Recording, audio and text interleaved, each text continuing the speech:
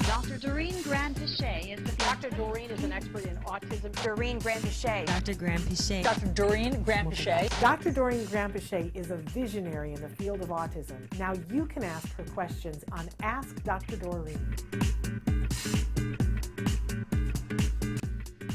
Okay, so Rizwana wants to know about the gluten-free, casein-free diet. What does it actually help with? Vitamin D from sun and gut healing really matters on recovery from autism. Absolutely right. And so I'm going to, for our viewers, just spend a few minutes talking about that, because I think that's one of the most important things here, may pertain to a lot of our viewers.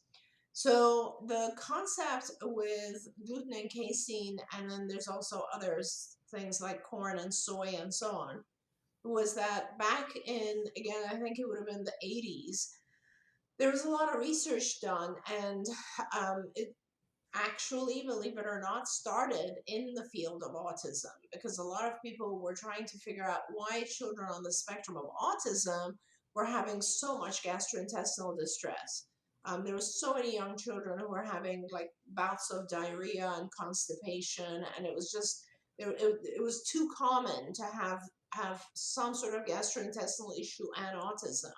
So some parents, always the parents, started to research this and discovered that, yeah, there's a tremendous amount of inflammation these children are experiencing, in particular when they ingest certain types of foods, when they eat gluten foods, so gluten being the protein in grains like wheat, and or casein, which is the protein in dairy, in milk, for instance. So when you were eating those, so the child was eating those types of things, what was happening was that when we eat a protein, any kind of protein, we break the protein up from protein state to peptide, which is kind of chains of amino acids, and then more into amino acids, individual amino acids, which then kind of go throughout your body and give you nutrition and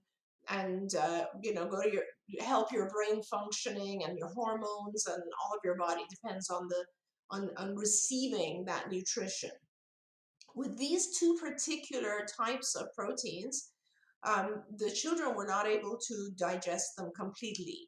And what was happening was that they would, in the gut, break them down to peptide level, which was these chains of amino acids, but not all the way down to amino acids. So now we have like these chains, and these chains were beginning to leak through the gut.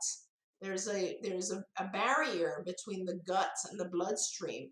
And these chains, these peptide chains, were leaking through the gut. And that's when the term leaky gut started, right?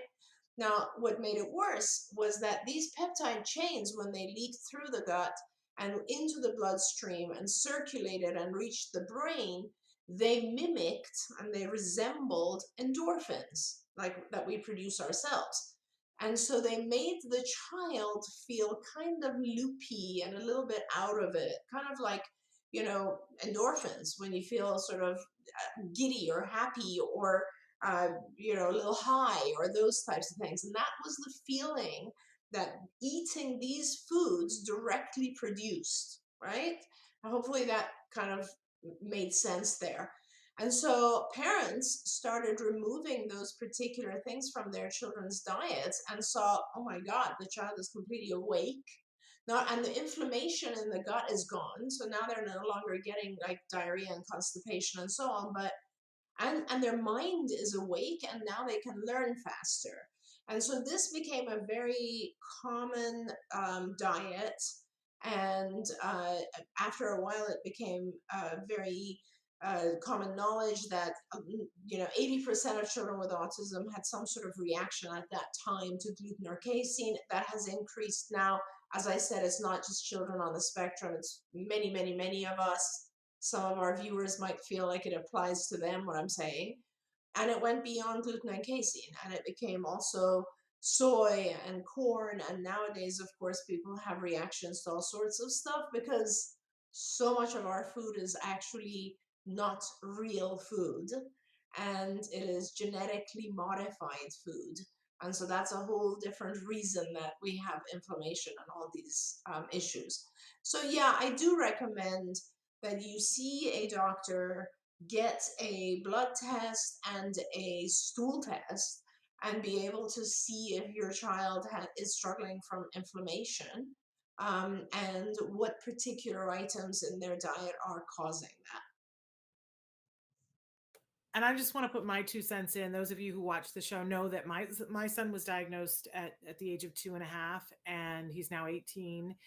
And in that early stage where you're just looking for answers and waiting to get services started, I was just desperate and said to people, what can I be doing now? I feel like I've tuned into this whole new world, and I'm waiting in all these lines. And someone said, oh, well, there is this gluten-free, casein-free. Actually, she didn't. She said there's a gluten-free. And I didn't even know what gluten was, because I'm somebody who has a wheat intolerance. So I didn't even know what gluten was, because my life was devoid of it. And I said, what is that? And when she said, oh, it's a protein in wheat, I was like, oh, is it like I have a problem with that? Is it possible he does too? And so we started the gluten-free diet. And then I think it was a week or two later, we took him off of casein as well. And it was such a big change for us. I always say to people, it is not a big change for everyone, but for those people that it is a big change, often it is ginormous. And my son is 18 and he's still gluten-free and casein-free. And I'm gluten-free and casein-free. And I love that over the years, when we had behavior technicians who were working with our son, every once in a while, they'd be like, well, I want to know more about this gluten-free, casein-free thing. And there was one April when two of our therapists decided that they were going to go gluten-free, casein-free in solidarity with my son. And in both cases, one just said, man, I feel better. I just feel like the fog has been lifted. But the other one found out that they had celiac, and to this day will Facebook me and say, that changed my life. My health is so much better as a result. So I always say to people, now it's not hard. Try it. But you got to be willing to try it for a while. And you got the people who say, well, I tried the gluten-free casein, but we would have toast on Thursdays. That's not trying. That's funny. But you have to do it, and you have to commit to it, and you got to do it, I would say, for at least 6 months to see. But many of us saw a big change. I think it was 7 days, and I saw a big change in our son. That language started coming back after 7 days of not having gluten, and tantrums diminished greatly after just a few days of not having milk.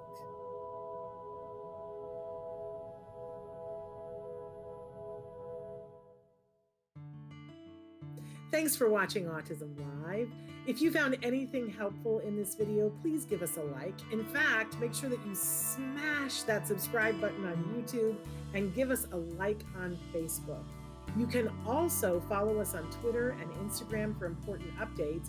And please download our free podcast wherever you get your podcasts. See you next time. Until then, give your kiddos a hug from me and one for you too. Bye-bye for now.